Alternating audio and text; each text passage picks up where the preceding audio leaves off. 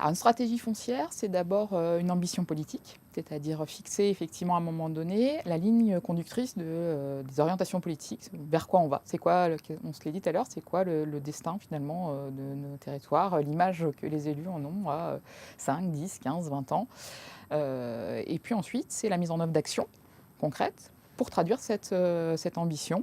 Et du coup, c'est des choix. C'est des choix. La stratégie, c'est quoi? C'est faire des choix, se dire, OK, ben, l'ambition, c'est celle-ci, et on y va de cette façon-là, ou de ces façons-là, puisqu'il n'y a pas un choix d'action, mais plusieurs, mais qui vont contribuer à atteindre le même objectif. Alors, la stratégie foncière, c'est un élément de l'aménagement de la métropole.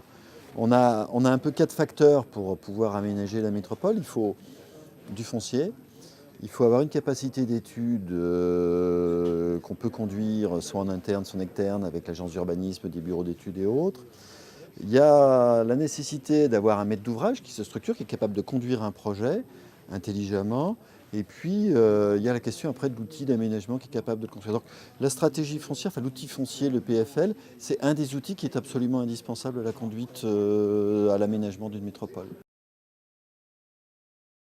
C'est une collaboration qui me semble indispensable parce que le PFL du Dauphiné apprécie beaucoup le travail avec l'agence d'urbanisme, en cela qu'elle est porteuse d'une connaissance très très complète et très fine de l'ensemble des enjeux techniques d'urbanisme. Elle est étant en relation très directe avec les intercommunalités et les communes, elle sait exactement où chaque collectivité se trouve dans sa réflexion, et elle nous est complètement précieuse pour faciliter un discours et des propositions qui répondent véritablement à l'attente de nos territoires. Nous, on intervient beaucoup sur les questions de volet foncier. On en a parlé tout le long de la matinée, à la fois pour les programmes locaux de l'habitat, donc avec la visée effectivement 13 habitat, avec une visée beaucoup plus transversale au sein des PLUI. On aborde effectivement plus ces questions à la fois dans un système économique, habitat,